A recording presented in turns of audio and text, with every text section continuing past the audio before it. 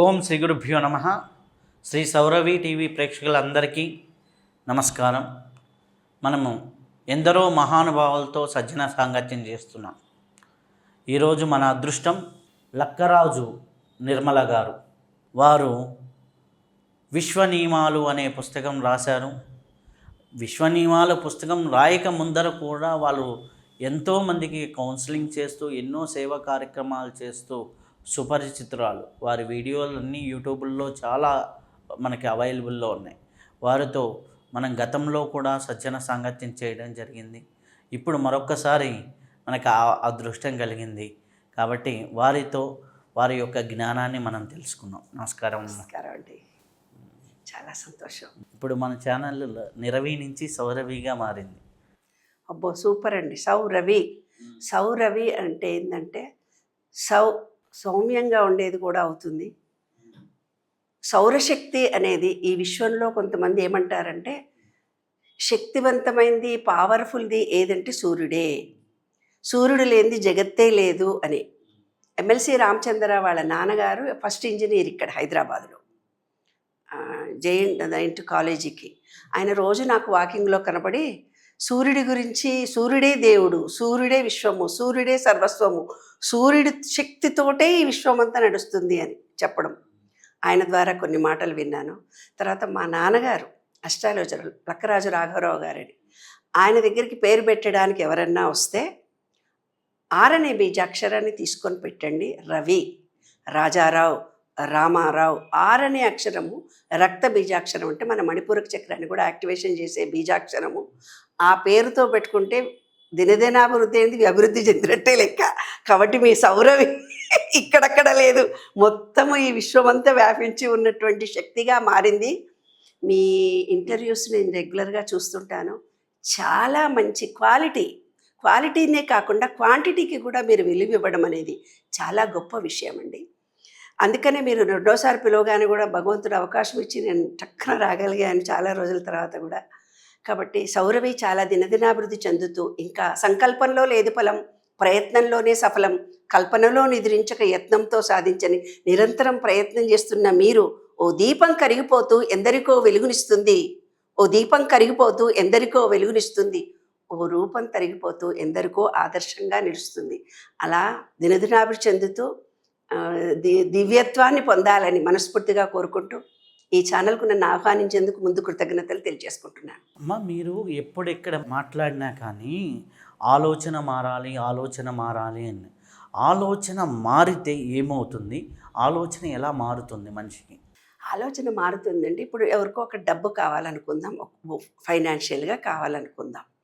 ఫైనాన్షియల్గా కావాలి అనుకున్నప్పుడు ఒక వ్యక్తి పుట్టినప్పటి నుంచి అరే మనం ఏమన్నా ధనవంతులమారా, మనం చాలా బీదోళ్ళం కదరా, మనమేం వాళ్ళలాగా కష్టపడితేనే మన జీవితం అని కొన్ని మనకు తెలియనటువంటి మనకు పిచ్చి పిచ్చి నమ్మకాలను, పిచ్చి పిచ్చి భావాలను మనలో ఏర్పరిచారు పూర్వీకులు. అంటే కీడెంచి మేలెంచు అన్న పద్ధతుల్లో మనకు మాట్లాడడం జరిగింది నిత్య జీవితంలో. అదే ఇప్పుడు స్కూళ్ళల్లో NLP ట్రైనింగ్ అని ఇస్తున్నారు. అంటే ఏంటి, మీలో స్వామి వివేకానంద కూడా అన్నాడు, బయట ఎక్కడ లేదు శక్తి, నీలోనే ఉంది. అంటే ఆ శక్తి ఎలా ఉంది? ఆలోచన ద్వారా ఉంది. ఆలోచన ఎలాగా బయటికి వస్తుంది? ఆలోచన అంటే ఎట్లా? 2 నెలల నుంచి మనకు వర్షాలు పడలేదు, ఇప్పుడు వర్షాలు పడ్డాయి. వర్షం పడగానే ఇవాళ ఒక ఆమె నాతో వాకింగ్ చేస్తూ అంది, భూమిలో ఏ విత్తనం ఎప్పుడు వేసినది కూడా ఇప్పుడు వానలు పడంగానే పైకి వస్తాయమ్మా. భూమిలో పడ్డ విత్తనం వాన పడంగానే ఎందుకు పైకి వచ్చింది? అంటే మన మేధస్సులో కూడా ఏ ఆలోచన ఉందో ఆ ఆలోచననే బయటికి వస్తుంది. అంటే ఏంది, మన కర్మలో కానీ మనం అనుభవిస్తున్నది కానీ అనుభవించబోతున్నది కానీ ఎక్కడి నుంచి వచ్చింది? మన ఆలోచన నుంచే వచ్చింది. అదే రహస్యం. అయితే మనము కృతజ్ఞత చెప్పుకోవాలి అంటారు. అలా కృతజ్ఞతాభావం వల్ల మనకు కలిగేటటువంటి ప్రయోజనం ఏంటి? మనం వేటి పట్ల కృతజ్ఞతగా ఉండాలి? రోజు మన జీవితంలో దేనికి కృతజ్ఞత చెప్పుకుంటూ ఉండాలి. మనము ఎవరికో ఎక్కడో హెల్ప్ చేస్తే థ్యాంక్ యూ అంటాం సింపుల్గా, కానీ నిజంగా మన జీవితంలో మనకి సహాయపడుతున్న వాళ్ళు, సహకరిస్తున్న ఈ ప్రకృతి పట్ల, మన దైవం పట్ల, మన దేశం పట్ల మనకు ఉన్నటువంటి, ఈరోజు ఇక్కడ ఉన్నాము అంటే మనకి ఆర్మీ జవాన్లు అక్కడ రక్షణ కాకపోతే ఈ వరకు దేశం ఉండదు. అట్లాంటి వీళ్ళందరి పట్ల మనం ఎట్లా కృతజ్ఞత భావంతో ఉండాలి? నేను మీ అంత గొప్పదాన్ని కానీ చాలా అతి సామాన్యమైన మనుషులతో తిరిగాను కాబట్టి నిత్య జీవితంలో అతి సామాన్యమైన మనుషులకు ఎలా కృతజ్ఞత చెప్పుకోవాలి? కృతజ్ఞత చెప్పుకునే రోజే మొన్న వచ్చినటువంటి గురు పూర్ణిమ. గురువు అంటే ఏంది? ఏదో ఒకటి సహాయం చేయడం కానీ, మనలో ఏదైనా బలహీనత ఉంటే కానీ, మనలో ఏదైనా స్పెషలైజేషన్ ఉంటే కానీ దాన్ని ఆయన ఇలా తీసుకురావాలని మనకు ఒక శిక్షణ ఇచ్చి మనకు చెప్పినటువంటి వ్యక్తి. అలాగే నిత్య జీవితంలో మనం ఒక కార్పెంటర్ అనుకుందాం, మనం ఒక గోల్డ్ స్మిత్ అనుకుందాము, మనం ఒక ఉద్యోగస్తులం అనుకుందాం, ఒక గృహిణి అనుకుందాం, భార్యాభర్తలు అనుకుందాం, మనకు కొంతమంది పిల్లలు ఉన్నారనుకుందాం.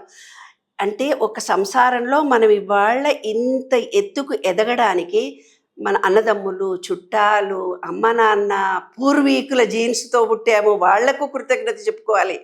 ఈ శరీరం మనకి ఇవాళ దాకా 30-40 ఏళ్ళ దాకా వచ్చింది. వాళ్ళ దానిలో ఉండే అణువణువుకు కృతజ్ఞత చెప్పుకోవాలి. వాళ్ళ అమ్మా నాన్న కనీ పెంచి బాధ్యతలు నిర్వహించి మనకి వాళ్ళు ఇంత ఒక మార్గం చూపించినటువంటి వాడికి, మన ఇంటికి ఎక్కడి నుంచో వచ్చిన పెళ్ళాం మనకు వచ్చింది, ఆ పెళ్ళానికి కృతజ్ఞత చెప్పుకోవాలి.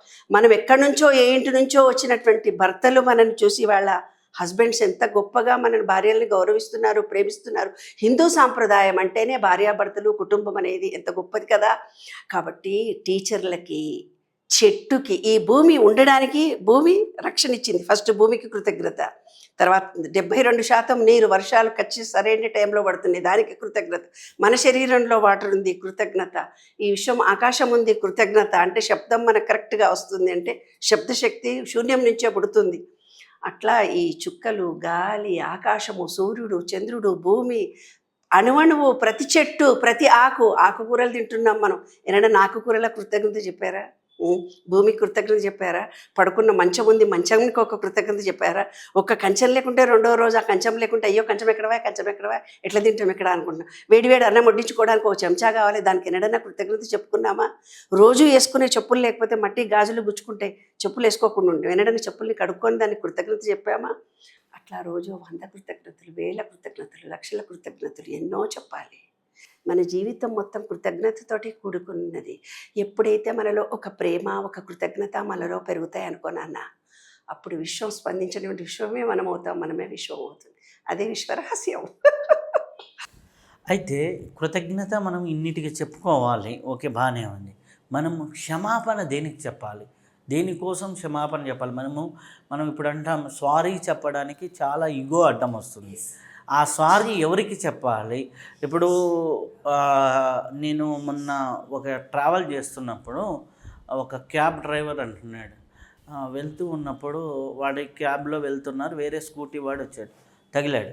నేను అన్నాను, నువ్వు తగలలేదు కదా, వాడు వచ్చి తగిలినా వాడు చికాకుతో ఉన్నాడు సార్, నేను ఒక శారీ పడేస్తే నేను హ్యాపీగా వెళ్తాను కదా అన్నాడు. అంటే వాళ్ళ ఆ మెచ్యూరిటీ నేను చూసి చాలా గొప్ప విషయం. అంటే ఆ మెచ్యూరిటీ నేను చూశాను. అయితే ఆ సారీ, కృతజ్ఞత, సారీ అనే భావాన్ని మనం ఎక్కడ వ్యక్తపరిస్తే మన జీవితం హ్యాపీగా ఉంటుంది? చూడండి, జీవితంలో కఫవాత పిత్తతత్వాలని మన బాడీలో మార్పు జరుగుతున్నప్పుడల్లా మనకు తెలియకుండా ఈగో అడ్డం వస్తుంది. వీళ్ళు పెద్దవాళ్ళ, చిన్నవాళ్ళ అని మనం తెలియక ఎన్నో మాటలు అంటాం. ఆ నిమిషంలో, ఆ క్షణంలో మనకు కోపం వచ్చి మనకు తెలియని మాటలు, తెలిసిన మాటలు ఎంతమంది మనసులో నొప్పిస్తాం, మనకు తెలియకుండా నొప్పిస్తాం. ఆ నొప్పించినటువంటి భావాలు ఏవైతే ఉన్నాయో, మాటకి ఒక శక్తి ఉందని ముందు తెలుసుకోవాలి. ఈ మాటకు ఉన్నటువంటి శబ్దంతో ఒక వ్యక్తిని ప్రోత్సహించి మాట్లాడగలిగిన మాట మాట్లాడితే, అతను లాస్ వచ్చినా, ఇంట్లో ఏదైనా ఇబ్బందులు వచ్చినా మీ మాటతో అతని జీవం పోసుకుంటాడు. అదే ఒక మాట వెధవరా, పనికిరానివాడురా, నెగిటివ్ మాట మాట్లాడామనుకో, జీవితకాలం మొత్తం నేను ఫలానా వాడితో బాధపడ్డానే, ఆ నెగిటివిటీతో ఆ జీవితం అంతా బతుకుతుంది. అంటే నీలో నుంచి వచ్చిన శబ్దము పాజిటివ్గా వస్తే ఒక జీవితమే మారిపోయింది. ఏదైతే నెగిటివ్గా వచ్చిందో వాడి జీవితంలో ఎదగకుండా ఆ మాటతో అక్కడితోటే ఎండ్ అయిపోయింది కదా. కాబట్టి మన మాటలో ఒక ప్రేమ ఉండాలి. ఈ ప్రేమ అనేది ఎలాగ ఉండాలి అని అంటే, ఒక కృతజ్ఞతా భావంతో ఉండాలి. కృతజ్ఞత ఎలా తెలియచేస్తున్నారు మీరు అనే దాని మీద ఉండాలి. అంటే ఏంది? గడగడ మాట్లాడి తిట్టేస్తూ ఉంటారు. తిట్టేసినప్పుడు మీరు అంటారు, నేను అదృష్టంగా నిజంగా నా మనసులో మీద ఏ కోపం లేదని నటిస్తాం మనం. సబ్కాన్షియస్ మైండ్లో ఫీలింగ్తో సహా నీకు లేకపోతే నువ్వు అలా రియాక్ట్ కావు. మీరు ఇందాక అన్నారు ఒక ఆటో వ్యక్తి ఇంత సారీ చెప్పాడని. మేము ఇప్పుడు వస్తున్నప్పుడు ఒక కారు గుద్దుకుంది, వాడిద్దరు కొట్టుకుంటున్నారు. నేను ఇదే మాట అన్నా, కొట్టుకున్నా తిట్టుకున్నా కూడా సారీ చెప్పుకొని వెళ్ళిపోతే అయిపోతుంది ఒక నిమిషంలో మాట. కానీ వీడి ఈగో అడ్డం వస్తుంది, వాడి ఈగో అడ్డం వస్తుంది. ఇంకేదో డ్యామేజ్ జరిగితే ఇతని నుంచి నేను డబ్బు స్వీకరించాలి అని అనుకుంటాడు. అనుకున్న దాంట్లో ఇంకా ఎక్కువ కోపాన్ని ప్రదర్శిస్తాడు.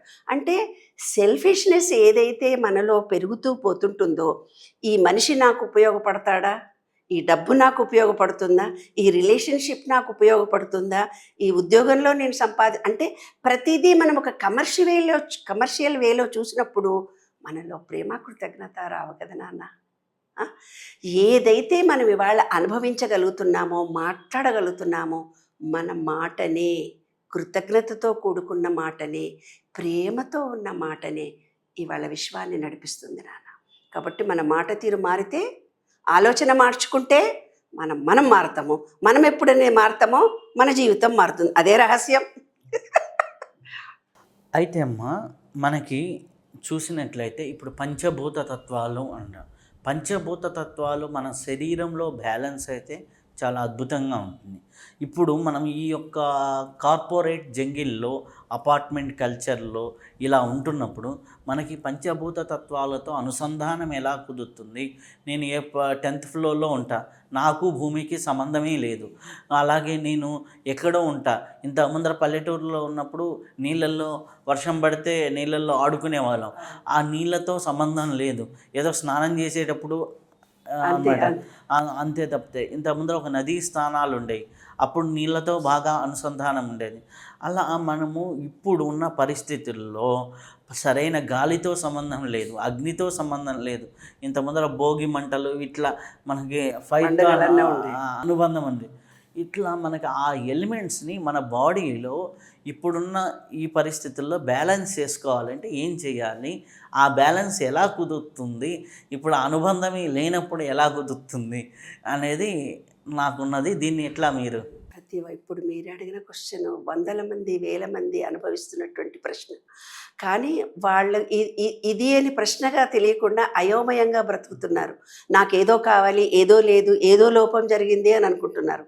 ఆ ఏదో ఏదో ఏదో ఏదో శాంతి లేదు అనుకుంటున్నాడు, సుఖం లేదు అనుకుంటున్నారు, మాకిన్ని కష్టాలు అనుకుంటున్నారు. అన్నిటికీ కారణం మీరు అడిగిన ప్రశ్నలో ఈ పంచభూతాలతో మేము డిటాచ్ అయి ఉండడమే. అదే నేను రాసిన విశ్వ నియమాలు పుస్తకం. విశ్వంలో పంచభూతాలు ఉన్నాయి, మనలో కూడా పంచభూతాలు. అవి రెండిటికి అటాచ్మెంట్ కలుపుకుంటే ఈ విశ్వంతో మనం బాగుంటాము. మనం అనుకున్నవి అట్రాక్షన్ ఆఫ్ లా ఫలిస్తుంది. అట్రాక్షన్ ఆఫ్ లా అనేది ఈ రోజుల్లో చాలా పెద్ద బిజినెస్. కానీ ఇందులో 12 సూత్రాలు ఉన్నాయి. ఆ 12 సూత్రాలలో 7వది అట్రాక్షన్ ఆఫ్ లా. మన హిందూ సంప్రదాయంలో ఎప్పుడో చెప్పారు, కానీ ఫారినర్స్ ఈ సబ్జెక్టుని తీసుకెళ్ళి వాళ్ళు దాచుకున్నారు. అది మనకు కరెక్ట్గా ట్రాన్స్లేషన్కు దొరకకపోయింది. మన సంస్కృత పదాలకు తెలిసినా కూడా దానిని ఇది అని చెప్పలేని పరిస్థితిలో ఉండడం మూలంగా సైన్స్ పరంగా నేను ఈ పంచభూతాలను వివరించడం జరిగింది. అదే విశ్వ నియమాలు పుస్తకంలోని విశ్వరహస్యాలు. నన్న భూమితో అనుబంధం ఎప్పుడైతే మనకు లేదో, ఈ భూమితో అనుబంధం లేకపోవడం మూలంగా, అంటే హైటెక్ సిటీలో వెంకటేశ్వర స్వామి గుడి ఏదో కట్టారు, ఫిలిం సిటీలో వెంకటేశ్వర స్వామి గుడి. అసలు ఇంత మట్టి అంటది నాన్న, మట్టి అంటే ఎక్కడ ఉంటుందో తెలియదు. మట్టి లేకుండా గుడి కట్టేశారు. మంచిగా గ్రీనరీ వేసేశారు, చుట్టూ సిమెంట్ వేసేశారు. ఎక్కడ చూసినా ఒక్క చుక్క నీళ్ళు ఉండదు, మట్టి ఉండదు. అదే మాట రోజు నా వీడియోలు చూసిన ఒక అబ్బాయి నాకు ఫోన్ చేసి, కుక్కటిపల్లి ఏరియా నుంచి ఒక అబ్బాయి ఫోన్ చేసి, అమ్మ నువ్వు ప్రకృతి ప్రేమికురాలనుకుంటాను, రోజు చెట్ల మధ్యలో పచ్చని ప్రదేశంలో తింటావు, నేను రేపు ఒక రోజు ఉస్మానియా యూనివర్సిటీ వస్తాను, వచ్చి నేను కొంచెం కాసేపు గడిపి చూస్తాను అని అన్నాడు. అని ఆ రోజు ఫోన్ చేసి రాత్రి, అమ్మ ఈరోజు పొద్దున నేను 1 గంట సేపు హైటెక్ సిటీ నుంచో ఎక్కడి నుంచో వచ్చాడు. వచ్చి అట్లా కొంచెం సేపు ఉన్న తర్వాత నా ఆలోచన విధానమే మారిపోయిందమ్మా.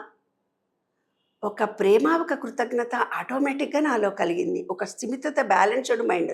అంటే గ్రీనరీలో మనం గడపగానే మన ఆలోచనలోనే తేడా వస్తుంది. ఇవాళ మనం కాంక్రీట్ జంగిల్ లాంటి బిల్డింగుల్లో ఉంటున్నాం. మీరు అన్నట్టుగా 10వ ఫ్లోర్లో ఉంటాం. మేము కూడా కొండాపూర్లో 10th ఫ్లోర్లో ఉంటాం నాన్న. 10th ఫ్లోర్లో ఉన్నప్పుడు గేటెడ్ కమ్యూనిటీలో 10th ఫ్లోర్లో 10th ఫ్లోర్లో ఉన్నప్పటి గాలికి నేను అదే కింద నడుస్తున్నటువంటి గాలిలో వ్యత్యాసం నాకు కనిపిస్తుంది. గాలిలో నీటి శాతము బరువుకున్నటువంటిది, అందులో బరువైన గాలి చక్కగా ఆక్సిజన్ మనకు తగులుతుంది. అదే 10th ఫ్లోర్లో వచ్చే గాలిలో ఆక్సిజన్ ఉండదు, కార్బన్ డైఆక్సైడ్ ఉంటుంది. ఈదురు గాలి ఎక్కువ ఉంటుంది, పైకి వెళ్ళే కొద్దీ లైట్ తేలికైన గాలి ఉంటుంది. ఇంత డిఫరెన్స్ ఉంటుందా గాలిలో అని. అరే వాడారా పల్లెటూరు రా, బొంబాయిలో మెడ్రాస్లో వచ్చాడు, హైదరాబాద్కు వచ్చాడు ఒక ఊరు పిల్లడు. ఏం రావాడు, ఊరు పిల్లగాడు రావాడు, ఊరోడు రావాడు. అందుకనే వాడికి ప్రేమలు కృతజ్ఞతలు ఎక్కువ. ఊర్లో తిన్నన్నమే వీడు తిన్నా, ఇక్కడ హైదరాబాదులో నోడు తిన్నాడు. వాడికి వీడికి తేడా ఏంటి? వాడు భూమిలో కాళ్ళు పెట్టాడు, గ్రీనరీలో తిరిగాడు, ఆకాశాన్ని చూశాడు, మట్టి వాసనను చూసుకున్నాడు, పంచభూతాలతో సూర్యరశ్మి కిరణాలు వాడికి తగిలినాయి. వాడిలో వీడిలో తేడా అంటే ఈ కాంక్రీట్ జంగిల్లా ఉన్నటువంటి వీడిలో ప్రేమ కృతజ్ఞత లేదు, వాడిలో ప్రేమ కృతజ్ఞత ఉదయించి ఉన్నాయి. అందుకే పల్లెటూరు రోడ్లరా వాళ్ళకి ప్రేమలు ఎక్కువ అంటారు. అంటే మనం ఎప్పుడైతే ఊరు నుంచి వచ్చామో కొన్ని రోజుల దాకా మనము మంచిగానే ఉంటాం, తర్వాత ఈ హైదరాబాద్ కాంక్రీట్ జంగిల్కి అలవాటు పడతాం. ఎప్పుడైతే మన భూతత్వం నుంచి మనం డిటాచ్ అయిపోతామో మనలో స్థిర నిర్ణయ శక్తి పోతుంది నాన్న. అదే మూలాధార చక్రం. అంటే భూతత్వంకి మనకు అటాచ్మెంట్ ఉండాలి. ఎప్పుడైతే భూమి నుంచి డిటాచ్ అయిపోయినామో, ఇప్పుడు మేడం మీరు బాగా మాట్లాడతారంటే నేను మాట్లాడుతున్నాను, మేడం ఏమో మాట్లాడుతుంది మీరు పక్కకి వెళ్ళిపోయారనుకోండి, నా పక్కన నడుస్తూ నేను ఎందుకు అటాచ్మెంట్ ఉంటాను? ఈ భూమి తబ్బే మట్టి తగిలింది, దూరం దూరం ఏ మట్టి పూసుకొని వచ్చావు, దాన్ని డిటాచ్మెంట్గా చూస్తే భూతత్వం నీలో ఎలా వికసిస్తుంది నాన్న? అంటే భూమిని మట్టిని మనము ప్రేమించగలగాలి, భూమిలో కాళ్ళు పెట్టి నడవగలగాలి. అప్పుడే మనకు మన మూలాధార చక్రం యాక్టివేషన్ అవుతుంది. పూర్వీకులు ఆధ్యాత్మిక రహస్యాలను కనిపెట్టి ఇలా సూర్యరశ్మి కిరణాలలో పొద్దున్నే మట్టిలో కాళ్ళు పెట్టుకొని లం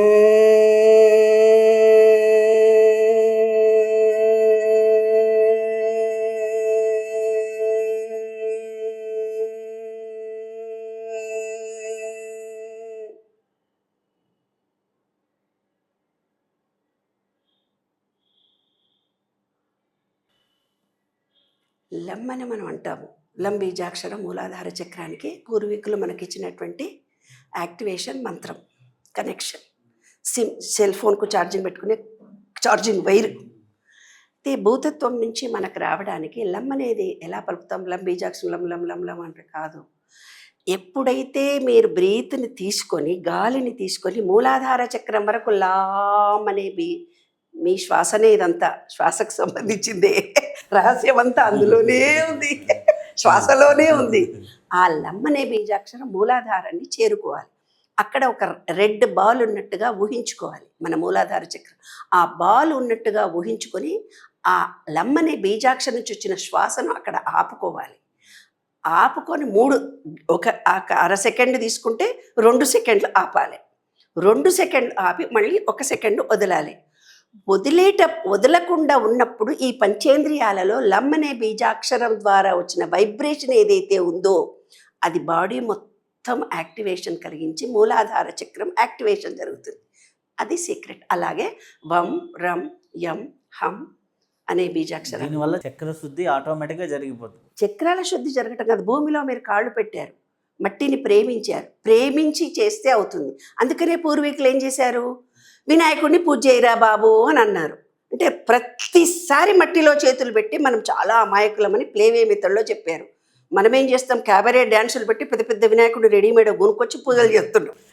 పెళ్ళైనా వివాహమైనా ఇంట్లో పూజ అయినా రోజు వినాయకుడికి పూజ చెయ్యండి అన్నారు. అంటే మన మూలాధార చక్రాన్ని యాక్టివేషన్ చేసుకోండి అన్నారు.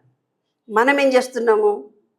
రెడీమేడ్గా ఓం శుక్లాంబరధరం అంటే అంటాము, ఏదో పెళ్ళిళ్ళలో వినాయక చవితో ఎప్పుడో ఒకసారి. ఇప్పుడు అది కూడా తగ్గిపోయింది, రోజు అనడం కూడా అంత దూరం అయిపోతున్నాం భూమికి. వినాయకుడి పూజ పృథ్వీతత్వము, అభిషేకము జలతత్వము, ఏ హోమము అగ్నితత్వము, అలాగే నెయ్యి ఇవన్నీ ప్రాణాయామం ఇదంతా కూడా వాయుతత్వము. ఆకాశంతో అనుబంధం అయితే ఆటోమేటిక్గా మన పంచభూతాలు యాక్టివేషన్.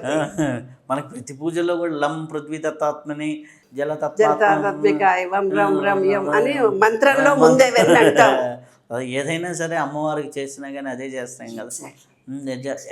గణపతిని మనం చేస్తున్నప్పుడు ఆ మట్టితో అనుబంధం, ఆ మట్టిలో వాకింగ్ అనేది చాలా అందుకని ఫ్లాట్లో ఉండే ఈనాటి కల్చర్కి పిల్లలకి నేను అందరికీ చెప్తున్నాను, రోజు 10 నిమిషాలు మీ పిల్లలకి కాళ్ళకు చెప్పులు లేకుండా మట్టిలో నడవండి. వాళ్ళ జీవితంలో ఎంత మార్పు వస్తుందో చూడండి. తర్వాత గరికను వేయండి అన్నారు నాన్న వినాయకుడికి. గరిక వేసి 11 పూజ చెయ్యండిరా అన్నారు. మనం చాలా ఇంటెలిజెంట్లు, అది కూడా రెడీమేడ్ కొనుక్కొచ్చేస్తాం. కానీ మనం గరికలో చేతులు పెడతామండి? మన టెక్నాలజీ ఎంత, మనం చేతులు పెడితే మన చేతులు పాడైపోతాయి కదా. కాదు, గరికలో కాళ్ళకు చెప్పులు లేకుండా మనం ముట్టుకోవాలి రోజు గరికెను. అరికాళ్లతో రోజు గరిక. ఈ విశ్వంలో ఉన్నటువంటి చైతన్య శక్తి అన్నిట్లో అన్నిట్లో అన్నిట్లో పవర్ఫుల్ గరిక. ఎందుకు గరిక అన్నాడు? గ్రహణం వస్తే గరిక ఏమన్నారు? ఆ గ్రహణ కాంతి కూడా మనం దేని మీద వేసామో గరిక అది పాడు కాకుండా ఉంటుంది.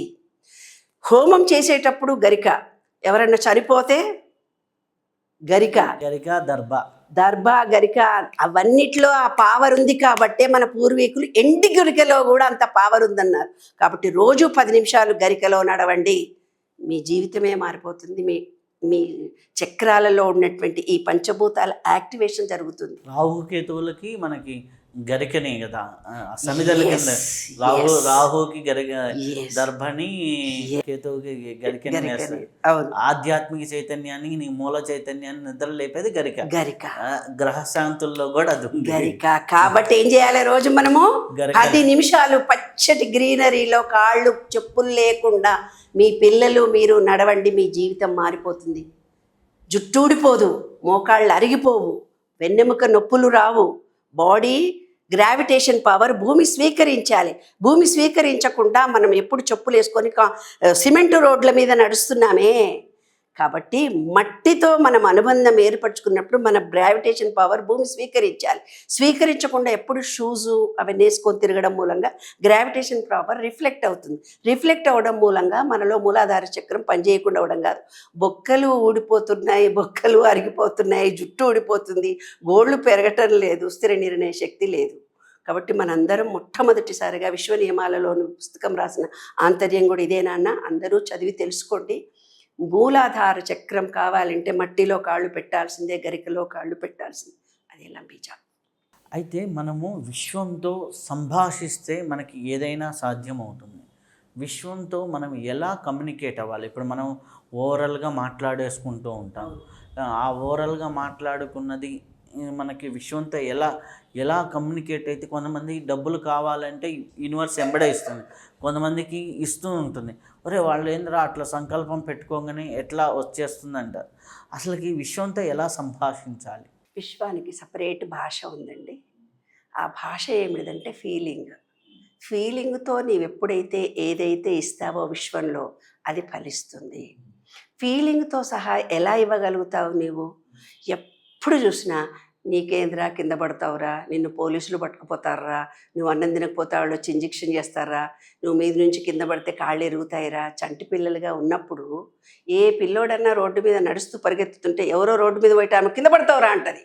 ఆమెకు సంబంధం లేకపోయినా పిల్లగాడు పరిగెత్తుతుంటే అదిగోరా అది వచ్చి ఢీ కొడుతుందిరా అంటుంది.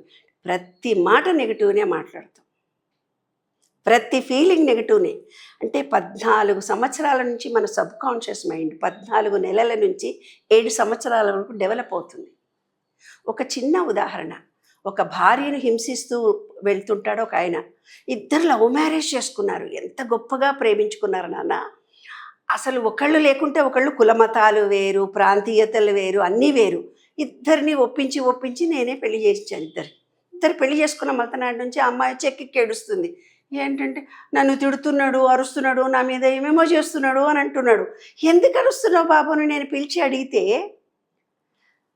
నా చిన్నప్పటి నుంచి ఆ పిల్లగాడు పుట్టి పెరిగినప్పటి నుంచి ఏమే కాఫీ తెస్తున్నావా అని తప్పున మొహం మీద కొట్టేవాడట. ఏమన్నం చేస్తున్నావు అన్న ఆ చెంచా ఈ చెంచా తగిలిందని పట్టున కొట్టేవాడట. అంటే భార్య అంటే కొట్టడము, తిట్టడము, అరవడము పెళ్ళామంటే అనుకున్నాడు. పాపం వాడికి తెలియలేదు.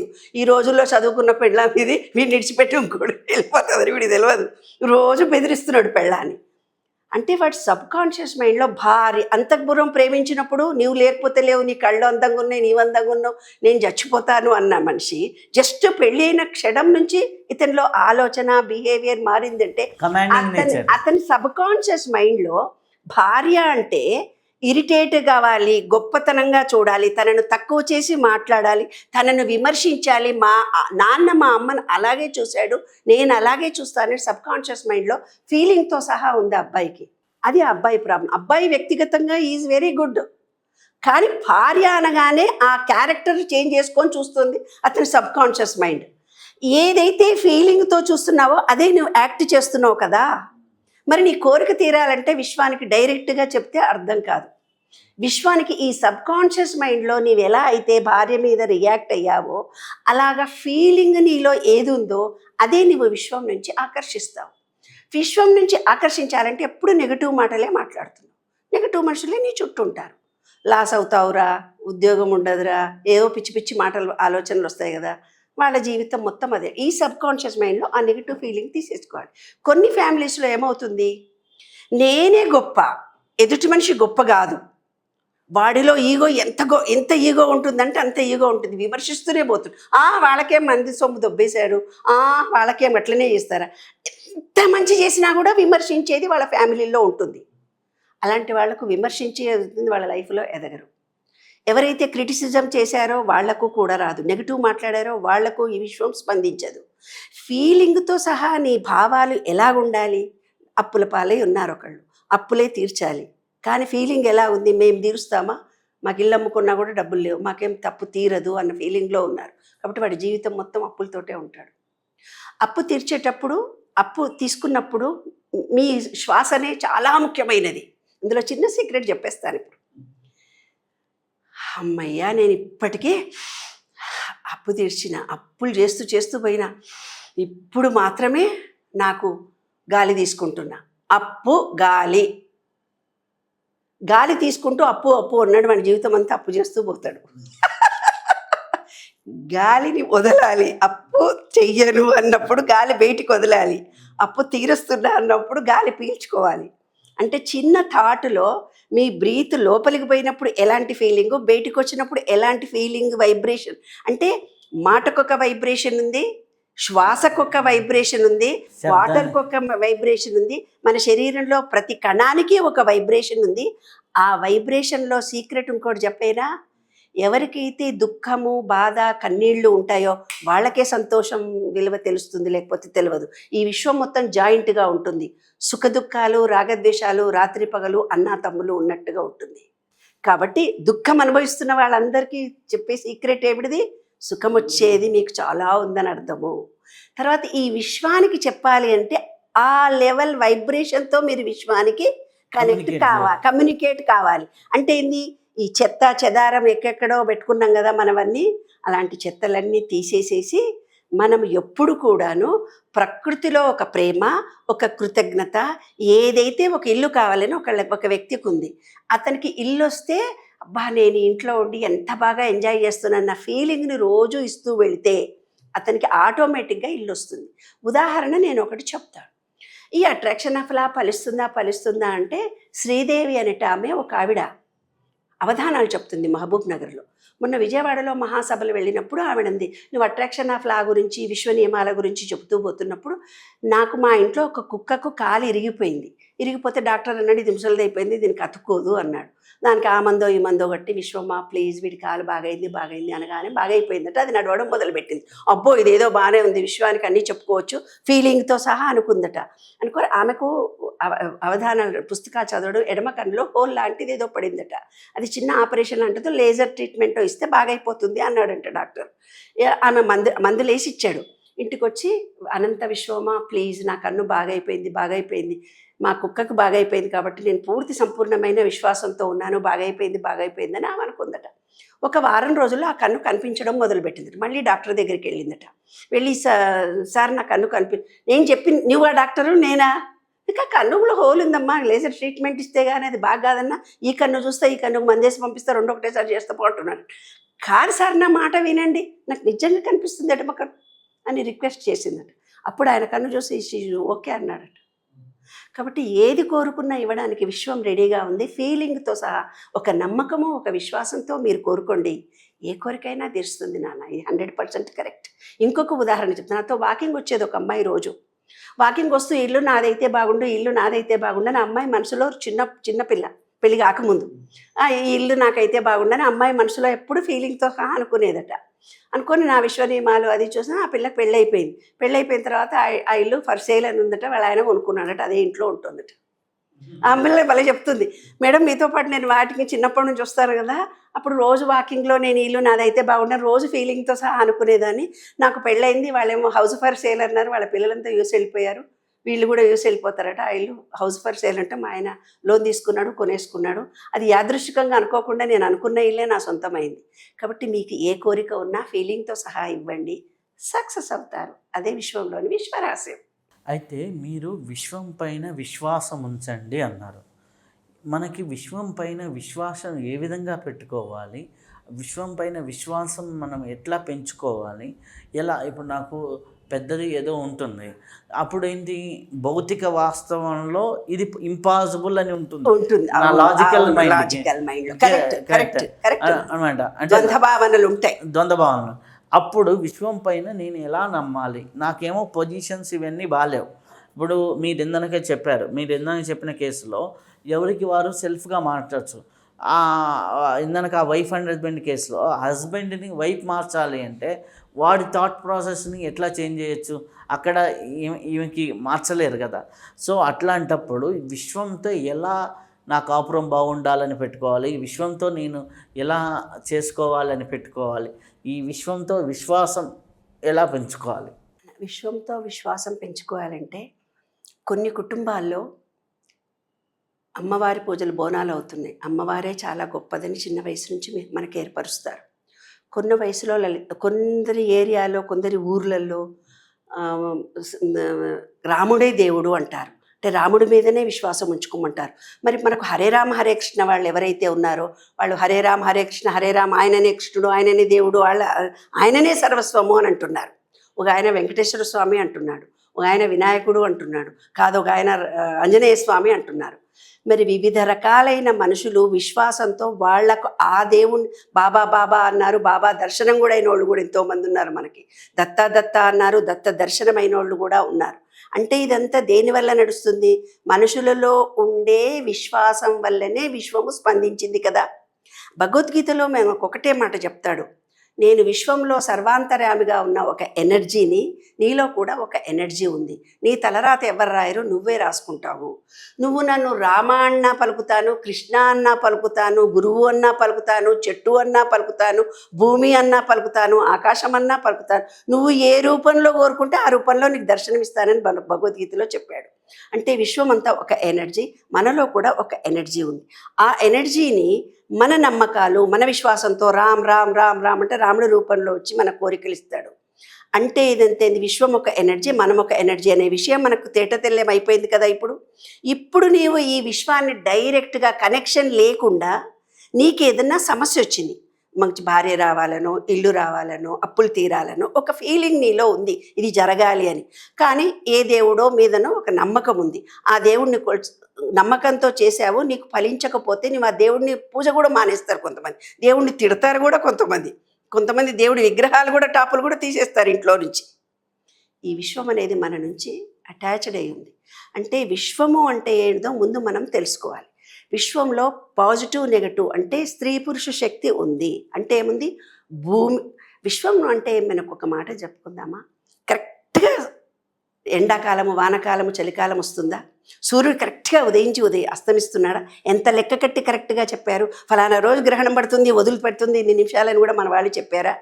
అంటే ఒక సిస్టమేటిక్గా నడవడానికి ఈ విషయంలో కొన్ని రూల్స్, టర్మ్స్ అండ్ కండిషన్స్ ఉన్నాయని తేటతెల్లం అయిపోయింది కదా. అలాగే గ్రావిటేషన్ పవర్, మన శరీరం ఇవాళ చిన్న బీజంగా వచ్చి ఇవాళ ఇంత ఎత్తుగా ఎదగడానికి మనకు కూడా కొన్ని రూల్స్ అండ్ రెగ్యులేషన్స్ ఉంటాయి కదా. మీకు సైన్స్ తెలుసు, ఫిజిక్స్ తెలుసు, మ్యాథ్స్ తెలుసు, ఇంజనీరింగ్ తెలుసు, డాక్టరీ తెలుసు.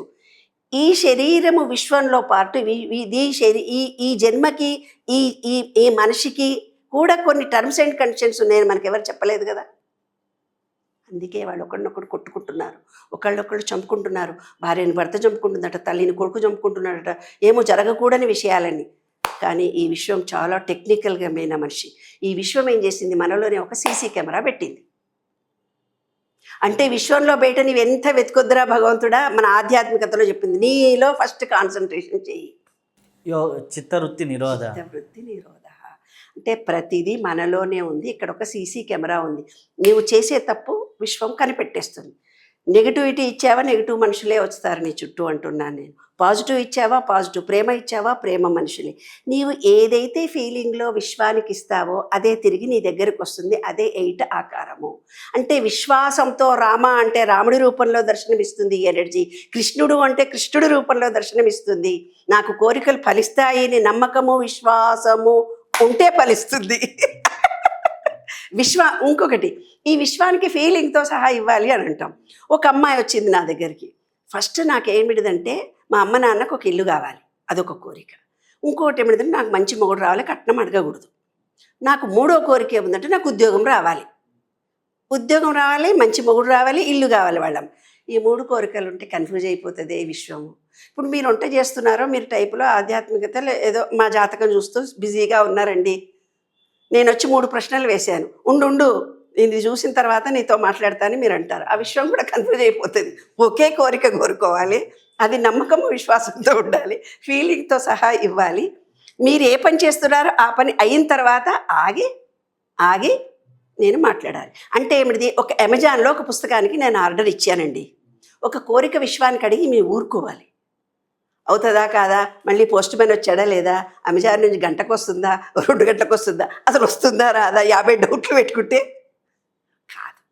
ఏదైనా ఆర్డర్ ప్లే చేసినప్పుడు ఆ రావాల్సిన టయానికే వస్తుంది నాన్న. కాబట్టి పెద్దవాళ్ళు మనకు చెప్పారు, ఏంరా పెళ్ళి కావాలన్నా, పిల్లలు కావాలన్నా, ఇంకోటి కావాలన్నా టైం వస్తే జరుగుతుంది బిడ్డ, ఎందుకు రా ఉరుకులాడతావు అని మన పెద్దవాళ్ళు చెప్పారు. కాబట్టి విశ్వం కూడా కొంత టైం వేస్ట్ చేసుకుంటుంది. ఆ టైం రాగానే మంచికి మంచే జరుగుతుంది, చెడ్డవాళ్ళకి చెడ్డ జరుగుతుంది నాన్న. ఇవన్నీ విశ్వం ఇవ్వడానికి రెడీగా ఉంది. ఫీలింగ్తో సహా ఇవ్వండి, అన్ని కోరికలు తీరిపోతాయి. విశ్వాసం ఖచ్చితంగా ఉండాలి. విశ్వం మనకు అనుకున్న కోరికల కంటే ఎక్కువ ఇవ్వడానికి మనకు రెడీగా ఉంది. అయితే అమ్మా, ఈ విశ్వం అంతా వైబ్రేషన్తో నిండి ఉంది, పాజిటివ్ నెగిటివ్స్. మన చుట్టూ నెగిటివ్ వైబ్రేషన్ ఉందని ఎలా గుర్తించాలి, ఆ నెగిటివ్ వైబ్రేషన్ ఎలా తీసేసుకోవాలి? ఇప్పుడు బయట నుంచి ఇట్లా నడిచి వెళ్తుంటావు, గడప తగిలి పడిపోతాడేమో అనుకుంటావు, మళ్ళీ అక్కడి నుంచి పోతావు, కరెంట్ బాయనో ఏమో అందరికి పోయిందా నాకు ఒక్కడికే పోయిందా అనుకుంటావు. అంటే ప్రతిసారి నీలో స్నానానికి నీళ్ళకి పోతావు, వేడి నీళ్ళు ఉన్నాయో అసలు కాగినాయో కాగలేదు, డౌట్ఫుల్గా వెళ్ళావు బాత్రూంలోకి వెళ్ళినా. ఈరోజు కరెంట్ ఉంటుందో లేదో, వర్షం పడుతుందో ఏమో, నేను తడిసిపోతానో ఏమో, ఉద్యోగం వెళ్తే మా బాస్ ఎట్లన్నా. అంటే ప్రతి మాట నెగటివిటీ థాట్ ఏదైతే నీ సబ్కాన్షియస్ మైండ్లో రిలీజ్ అవుతుందో నీకు నువ్వు అనాలిసిస్ చేసుకోవాలి. ఎవరికి వాళ్ళమే. ఏమన్నా నేను నెగిటివ్ థాట్స్ ఎక్కువ ఇస్తున్నానా, పాజిటివ్ థాట్స్ ఎక్కువ ఇస్తున్నానా? సైన్స్ ప్రకారము మనం నెగిటివిటీ ఇస్తేనే విశ్వంలో నుంచి నెగిటివిటీనే మనకి ఎక్కువ వస్తుంది. అందుకే మీరు చూడండి, కొంతమంది డాక్టరీ చదువుతారు కానీ వాళ్ళకి ఉద్యోగం ఉండదు, డాక్టరీ ప్రాక్టీస్ చేయరు. కొంతమంది పేరెంట్స్ ఫోర్స్ చేయడం వల్ల ఇంజనీర్లు అవుతారు కానీ ఎంఎస్సి, పిహెచ్డి, ఎంఫిల్ చేసిన వాళ్ళకు ఉద్యోగమే రాదు. ఎందుకు? వాళ్ళకి చిన్నప్పటి నుంచి ఎంఎస్సి ఫిజిక్స్ చదవాలని వాడికి, డాక్టరీ కావాలని వాడికి లేదు, కానీ వాళ్ళ అమ్మ నాన్నకు ఉంది. వాళ్ళు బలవంతంగా డాక్టర్ రికమెండేషన్ పైసలు ఖర్చు పెట్టి అట్లిట్లా వాడిని డాక్టర్ చేయించారు, కానీ వాడు ప్రాక్టీస్ చేయడు. ఒక ఇంజనీర్ అయి ఉన్నాడు, ఇంకోటికి కొంత మళ్ళీ ఏ ఉద్యోగంలో స్టెబిలిటీ ఉండకుండా ఊడిపోతుంటారు. అతనిలో ఏముంది, ఏ ఉద్యోగం ఏముంది, ఎక్కడైనా రికమెండేషన్ నడుస్తాయి, ఏ ఉద్యోగం ఉంటే అవి వాళ్ళు అర్థమవుతుందా నాకేమన్నా. ఈ ఫీలింగ్ అతనిలో ఉన్నంతసేపు, నెగిటివిటీ ఉన్నంతసేపు జీవితంలో ఎంత గొప్పవాళ్ళైనా వ్యర్థమైన జీవితాన్నే గడుపుతారు. అంటే నేను ఇందాకటి నుంచి మనకు ఒకటే మాట అనుకుంటాను, డాక్టరీ ఇలా సైన్స్ తెలుసు, మ్యాథ్స్ తెలుసు, సోషల్ తెలుసు, ఆడిటింగ్ తెలుసు, కానీ జీవితంలో మనం ఎలా బ్రతకాలి, ఎలాంటివి మనం తెలుసుకుంటే మన జీవితం హ్యాపీగా ఉంటుంది, ఆనందంగా ఉంటుంది, సంతోషంగా ఉంటుంది. అసలు నా జీవితంలో నేను ఏడవడానికే పుట్టానా, కొట్లాడడానికి పుట్టానా, విమర్శించడానికి పుట్టానా అని ఎప్పుడైతే ఒక ఆలోచన బయలుదేరుతుందో నెగిటివ్ ఫీలింగ్ ఆటోమేటిక్గా తగ్గిపోతుంది నాన్న. ప్రతి వాళ్ళకి నెగిటివ్ భావాలు ఉంటాయి. మీరు అన్నట్టుగా నెగిటివ్ భావాలు లేకుండా మనిషి ఉండదు. నెగిటివ్ ఉంటేనే పాజిటివ్ వస్తుంది. ఇందాక చెప్పిన దుఃఖం ఉంటేనే సంతోషం వస్తుంది. కాబట్టి నెగిటివ్ ఫీలింగ్ ఉండాలి కానీ ఎక్కువ ఉండకూడదు. దాన్ని నువ్వు కంట్రోల్ చేసుకోవడానికి మళ్ళీ మీ బ్రీతింగే, శ్వాసతో ప్రాక్టీస్ చేయండి. అనులోమ విలోమం చేయండి, ప్రజెంట్లో ఉంటారు.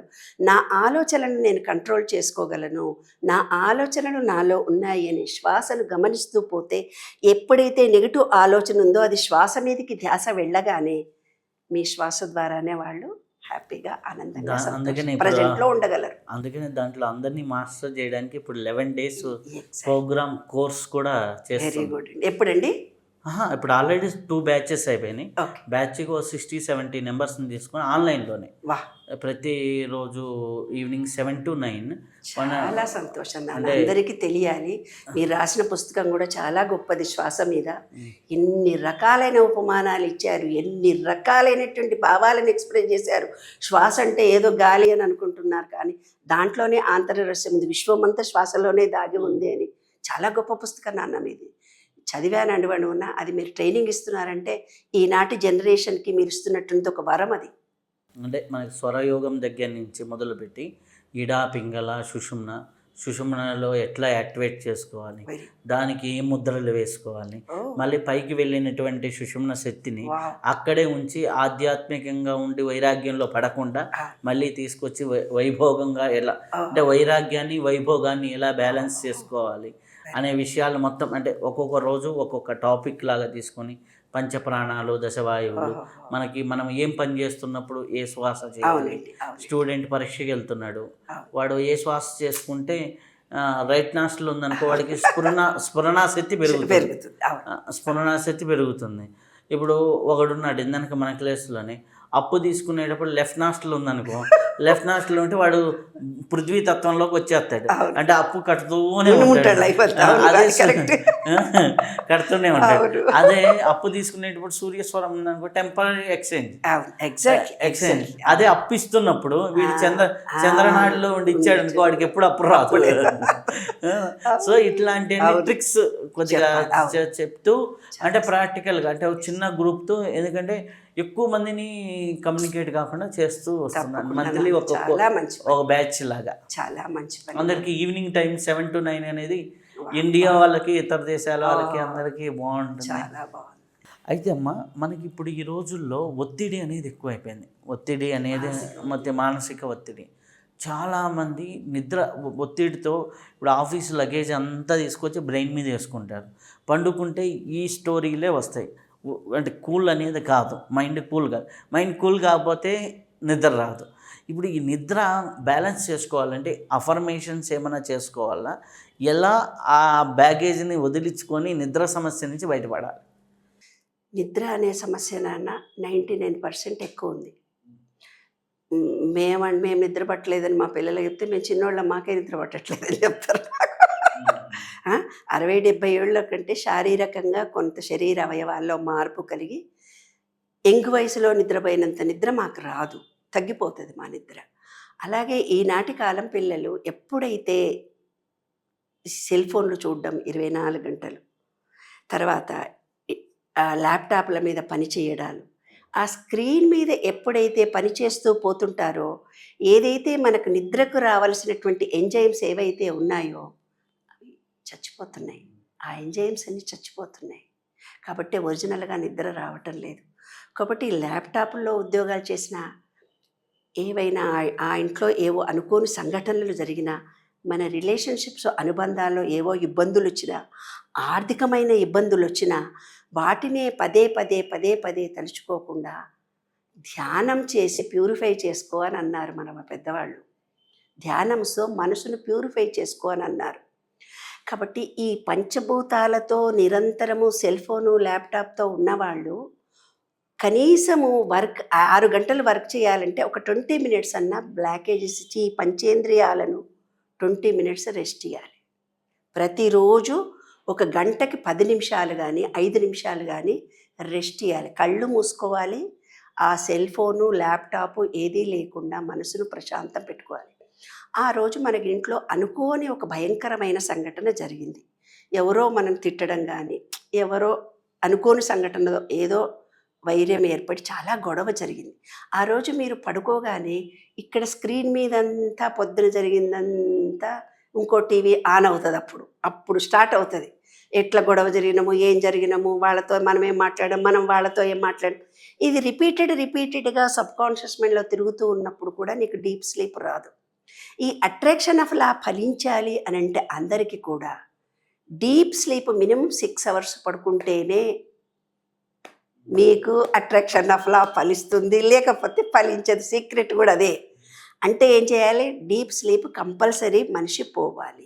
మనిషి డీప్ స్లీప్ పోవడానికి అప్పటి కాలంలో మనకు 8:30, తర్వాత 9, తర్వాత 10, 11, ఇప్పుడు 12, 1 గంటకు నిద్రపోతున్నారు.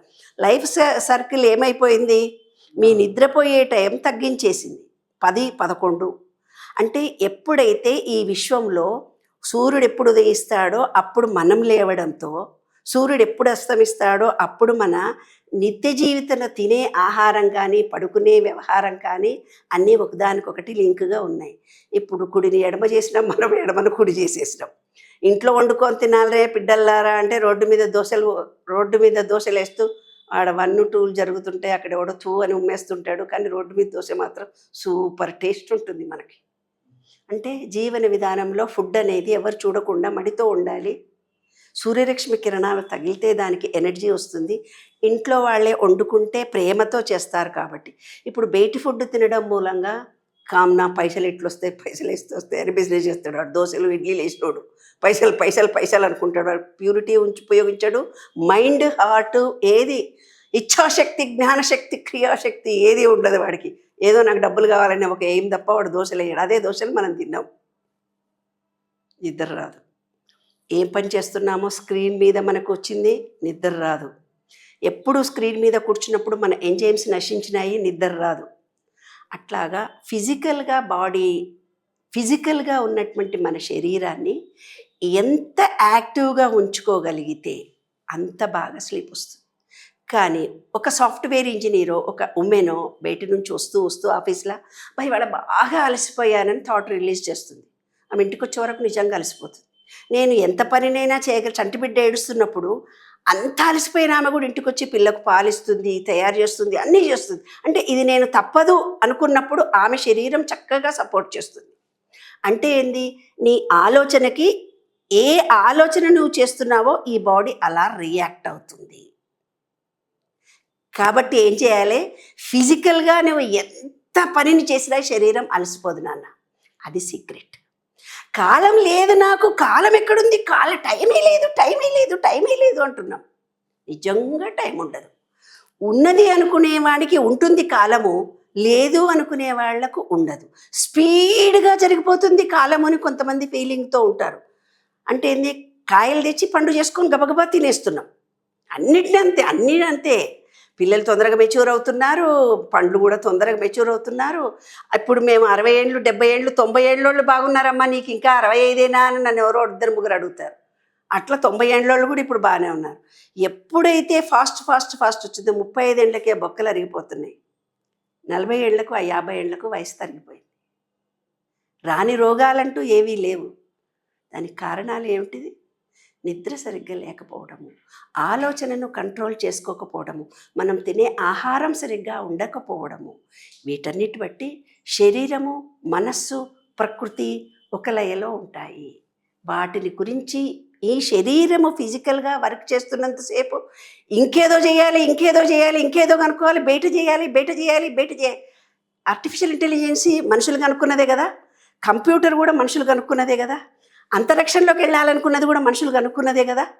ఇవాళ మిక్సీలు కనుక్కున్నా, ఏది కనుక్కున్నా ప్రతిదీ ఒక ఆలోచన అనేది మనిషి ద్వారా వచ్చిందే ఇవాళ కదా.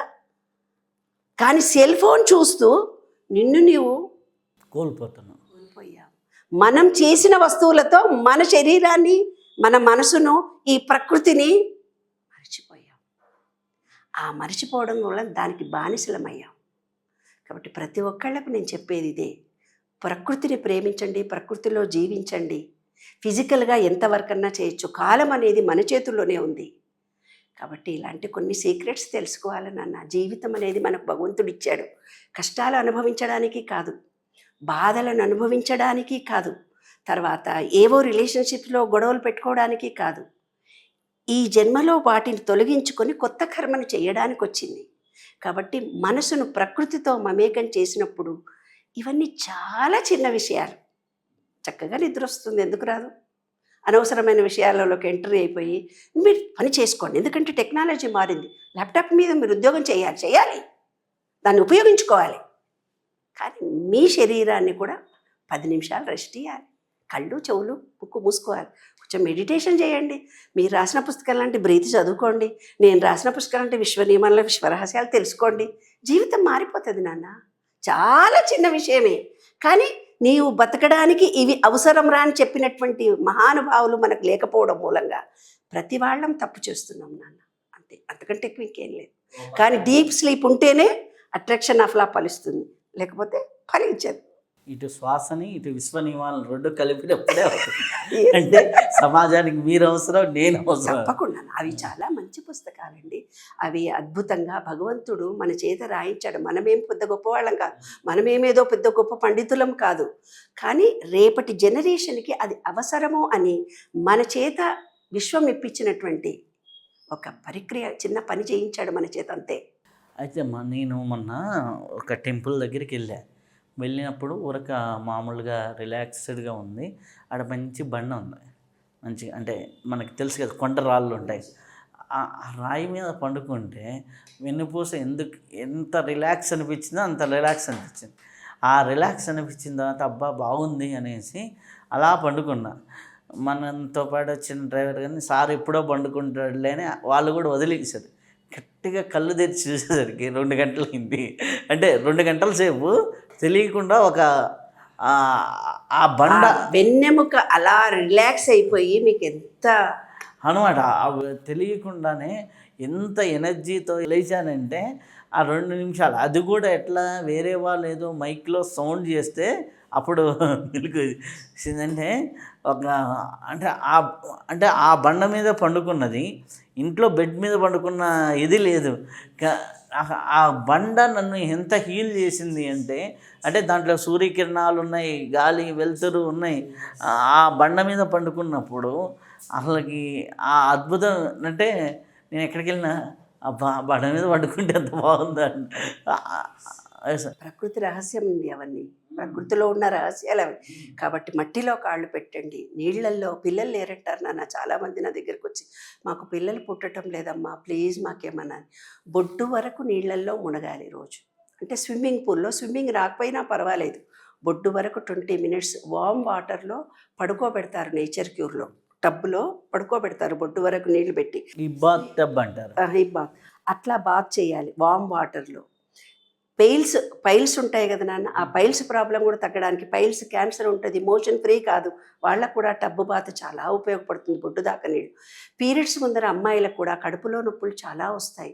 పీరియడ్స్ ముందర హార్మోన్స్ చేంజెస్ వల్ల ఒక్కసారి ఎక్కువ బ్లీడింగ్ కావడము, తక్కువ కావడము, అన్ఈజీగా ఉండడం, హార్మోనల్ ఇంబ్యాలెన్స్ ఉన్న వాళ్ళకు కూడా, మహిళలు పీరియడ్ తర్వాత కానీ పీరియడ్కి ముందు కానీ అయిపోయినాక ఒక 10 రోజుల తర్వాత వాళ్ళు ఇలా ఒక 3-4 డేస్ టబ్ బాత్ చేస్తే, హిబ్బా టబ్, అది మనకి హిబ్బా టబ్ అని ఆన్లైన్లో దొరుకుతుంది.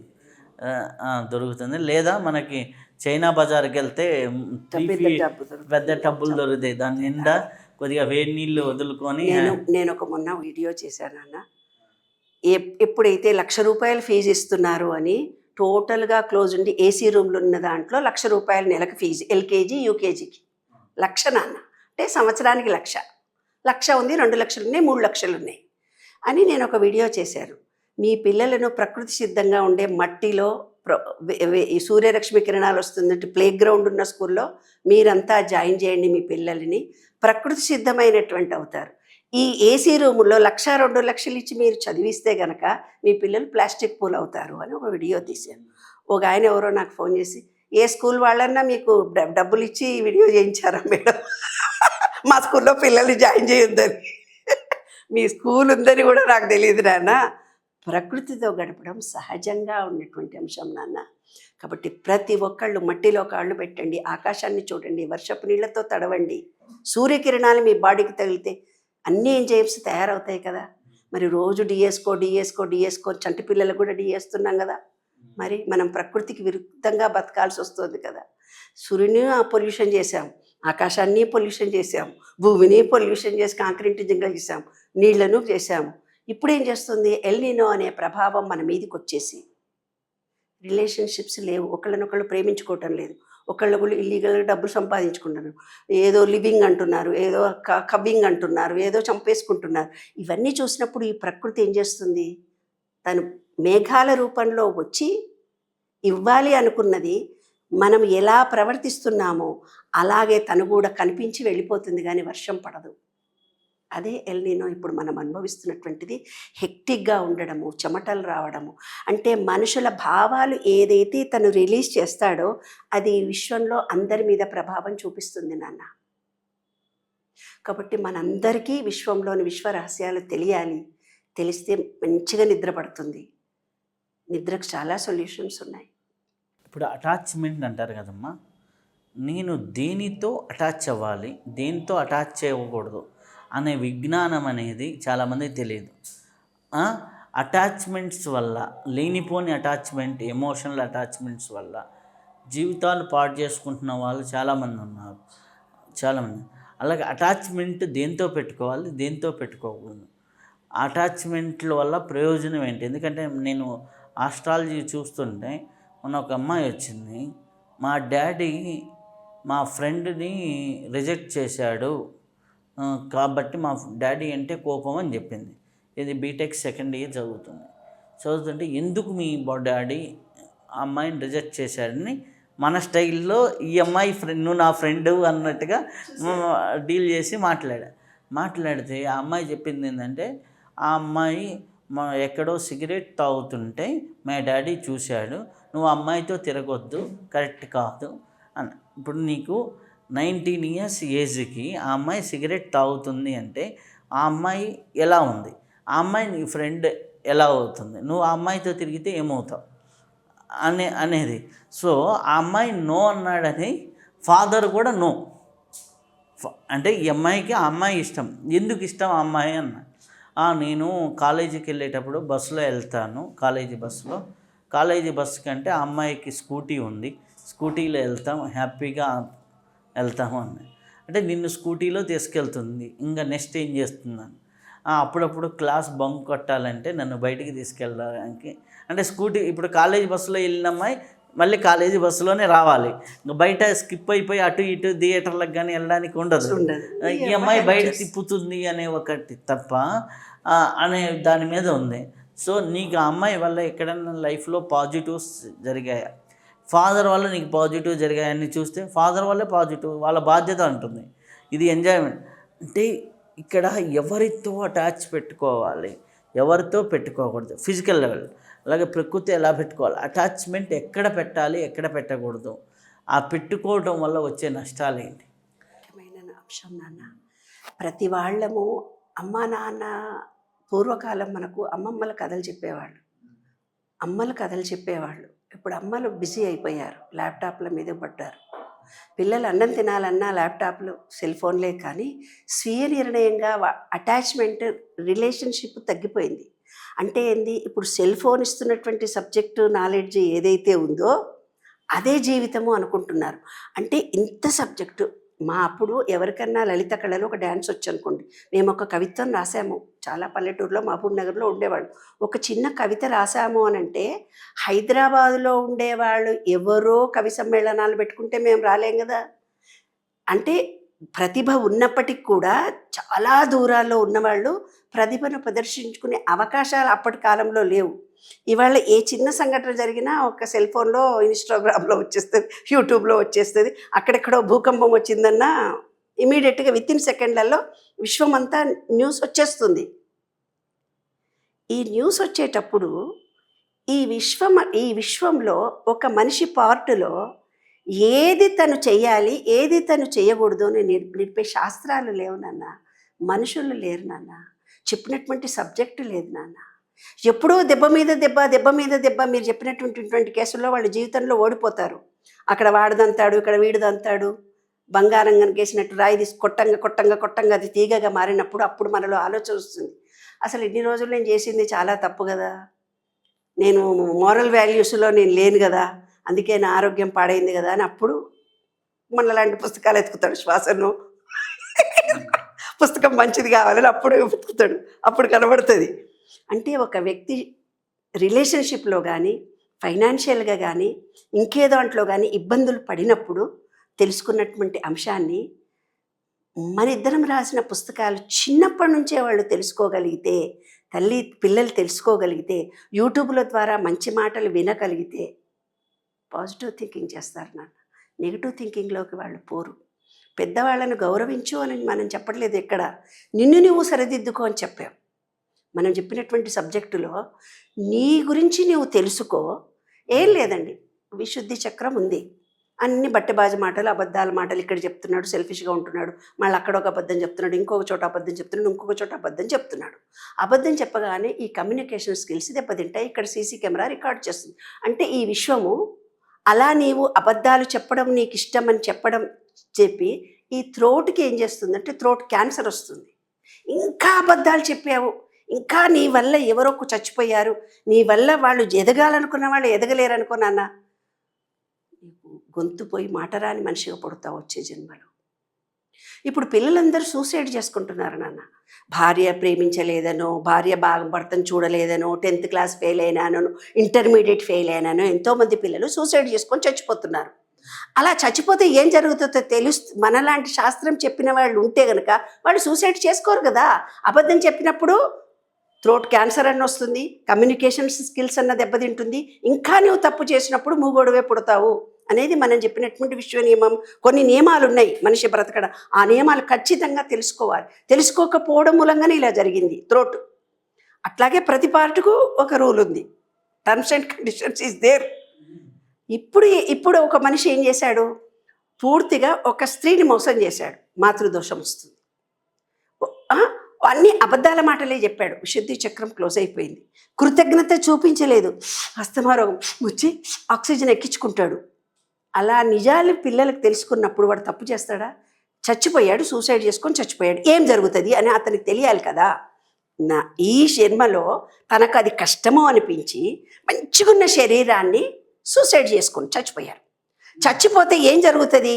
నీ వయసు 35, 45, 50, 20 ఏళ్ళ దాన్ని బట్టి ఈ విశ్వం డిసైడ్ చేస్తుంది.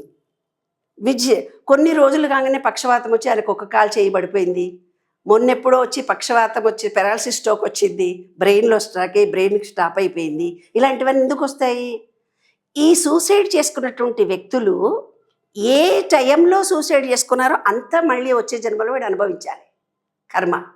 ఒకవేళ చాలా చిన్న వయసులో 20 ఏళ్ళకే చచ్చిపోయింది అనుకోండి, 15 ఏళ్ళకే చచ్చిపోయింది అనుకోండి, 10th క్లాస్ ఫెయిల్ అయినానని, వాడు శరీరం మొత్తం చచ్చిపోయినటువంటి మనిషిగా పుట్టగానే ఫిట్స్ వస్తాయి, కాళ్ళు చేతులు బాడీ డెడ్ బాడీ లాగా మంచం మీద పడుకొనే శరీరం నశించిపోతుంది, కానీ ఆత్మ బాగానే ఉంటుంది.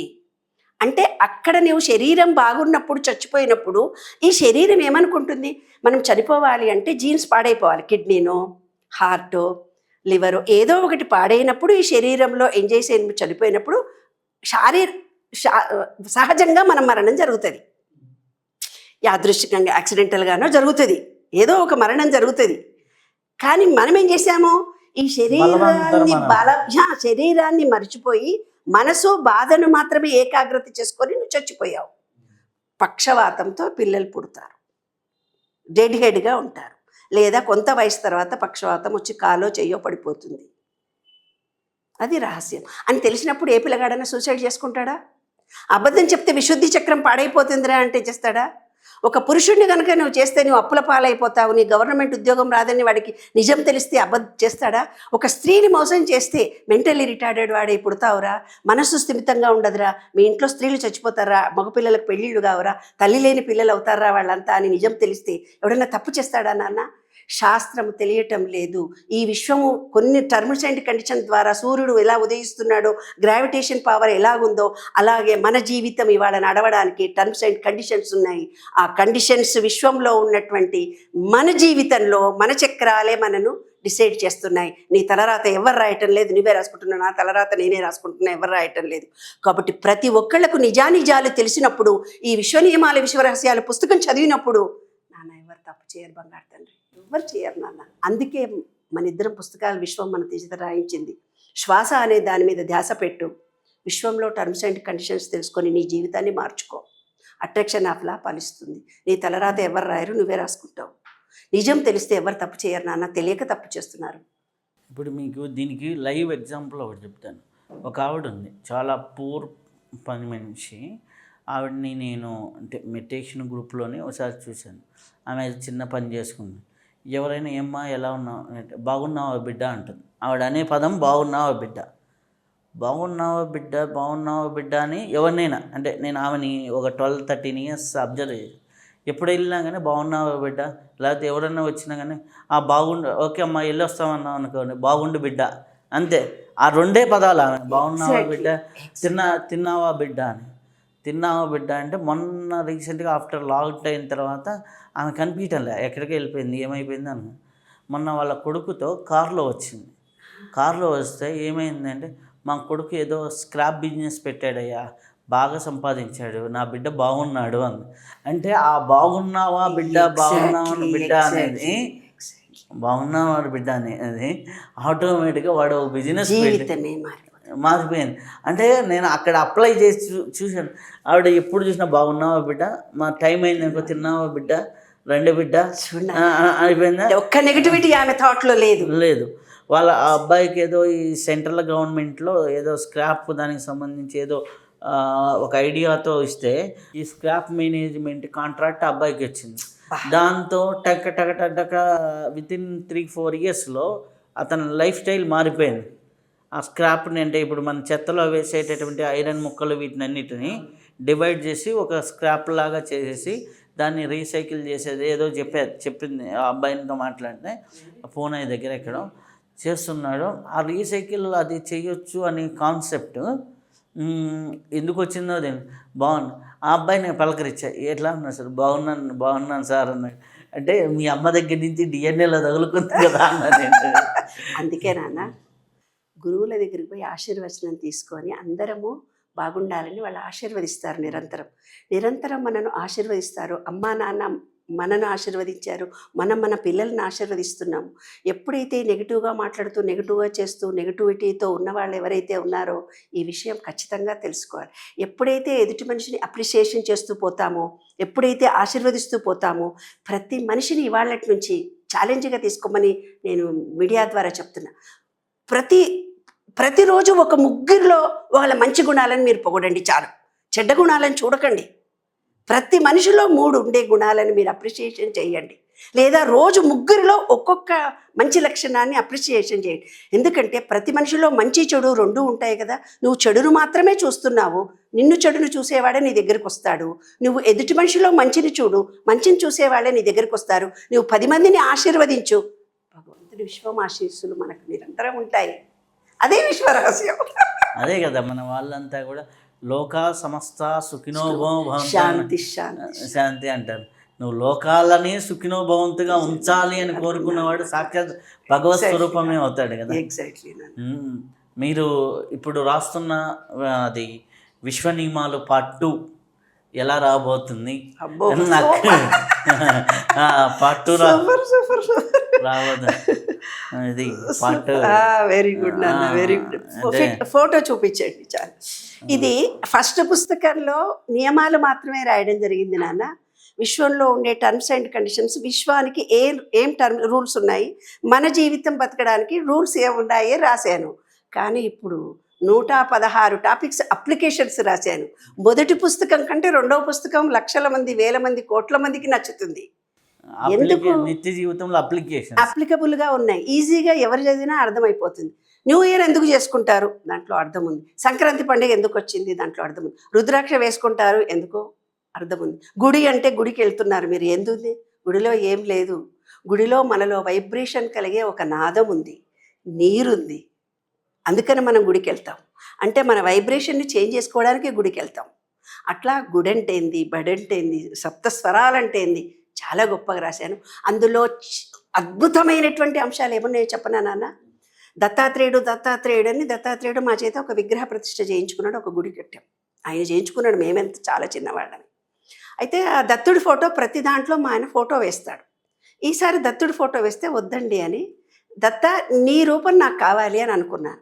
ఈ తలకాయ ఏదైతే ఉందో శివుడు నాన్న. ఇక్కడి నుంచి అంటే ఆజ్ఞ సహస్రార చక్రము శివుడు, విశుద్ధి అనాహత చక్రము, మణిపూరక చక్రము పొడువుగా 3 వచ్చాయి. ఇది పొడువుగా విష్ణువు. ఈ బొడ్డు క్రింద ఉండే స్వాధిష్టాన చక్రము, మూలాధార చక్రము బ్రహ్మ. అంటే బ్రహ్మ విష్ణు మహేశ్వరులు మనలో ఉండండి సూచించడానికి దత్తాత్రేయ రూపాన్ని ప్లేవే మెథడ్లో మనకు చూపించి చెప్పారు. ఈ విశ్వం మొత్తం ఎలా ఉంది, ప్లస్ మైనస్ ఉంది, శివపార్వతులు ఉన్నారు అని చెప్పాను. అంటే ఒక మనిషి రూపాన్ని అర్ధనారీశ్వరుడిగా మనకు చూపించారు. అర్ధనారీశ్వర తత్వం అని పుస్తకాలు కూడా రాశారు పెద్దవాళ్ళు. భార్యాభర్తల మధ్యన గొడవలు జరిగినా, స్త్రీకి పురుష శక్తి ఎక్కువ, పురుషుడికి స్త్రీ శక్తి బ్యాలెన్స్ చేయడానికి అర్ధనారీశ్వర స్తోత్రాలు చెప్పారు. అంటే ఏంది, మనలో ఇటువైపు ఉండేదంతా పురుషుడు, ఇలా నాడి పింగళా నాడి, సూర్యనాడి చంద్రనాడి. అంటే ఇక్కడ పురుషుడు, ఇక్కడ స్త్రీ. అదే బొమ్మ వేశానన్న. బొమ్మ వేసి 2 క్షణాలు గాలి తీసుకోవాలి. ఎందుకంటే మనలో ఆజ్ఞ సహస్రార చక్రాల్లో ఎవరున్నారు, శివుడున్నాడు.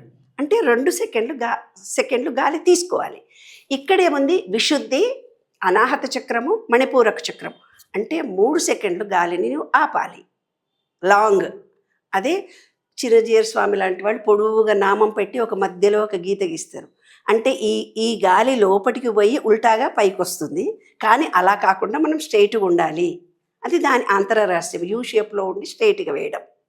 ఈ అడ్డనామాలు ఉండే దాంట్లో రహస్యం ఏమిటిది, ఈ విశ్వనియమాలు అది కూడా రాశారు. శివుడు అంటేంది, విష్ణు అంటేంది. శివుడు అనేవాడు ఏమిటిది, ప్రాణము. ప్రాణం అంతే. పుట్టించడం అతని డ్యూటీ. శివభక్తులం అడ్డం గరే కరెక్టు, ఆయననేమో దేవుడు అంటారు. పుట్టించడం ఆయన ధర్మం. బ్రతకడానికి గాలి కావాలిగా, విష్ణు కావాల్సిందే. విష్ణుతత్వం అంతా బతకడానికి గాలి విశ్వవ్యాప్తమైనటువంటి శక్తి. విశ్వం విష్ణు శృత్కారో అని. అయితే తర్వాత 3 సెకండ్లు ఆపారు గాలిని. తర్వాత బ్రహ్మ 2 సెకండ్లు కదా, 2 సెకండ్లు గాలిని వదలాలి. 2 తీసుకోవాలి, 2 సెకండ్లు, 3 సెకండ్లు ఆపుకోవాలి, 2 సెకండ్లు వదిలిపెట్టాలి. ఇదే జీవిత రహస్యం. త్రిగుణాత్మకమైనటువంటి ఈ విశ్వంలో 24 మంది గురువులు ఉన్నారని చెప్పాడు. ఒకవైపు పురుషుడున్నాడు, ఒకవైపు స్త్రీ ఉంది. ఈ విశ్వం మొత్తం కూడా ప్లస్ మైనస్ ఉంది. దాంతో మనం అటాచ్మెంట్ కావాలంటే దత్తతత్వం మనం తెలుసుకోవాలి. దత్తుడు అంటే ఎవరు, మనలోనే ఉన్నాడు. మనలో ప్లస్ మైనస్లను ఈక్వల్ చేసుకుంటే విశ్వ చైతన్య శక్తి అట్రాక్షన్ లాఫ్లా ఫలిస్తుంది. అలా గొప్ప గొప్ప విషయాలు ఉన్నాయి కాబట్టి శ్రీచక్రం ఉంది. శ్రీచక్రం అంటే బయట మనం వెళ్ళి పూజ చేస్తాం కాదు, అది మనలోనే ఉంది. ఆ శ్రీచక్రంలో ఏ పార్ట్ మన శరీరంలో ఉన్నాయో చెప్పడం జరిగింది. అందుకని మీరు అన్నట్టుగానే మొదటి పుస్తకం కంటే కూడా 2వ పుస్తకం హైలైట్గా అందరికీ వెళ్ళిపోతుంది.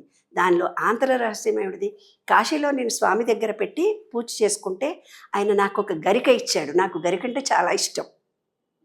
గరిక ఇచ్చాడు ఆయన పూజారి. ఒక తులసిమాల నా మెళ్ళో వేశాడు ఆ పుస్తకం అక్కడ పెట్టగానే.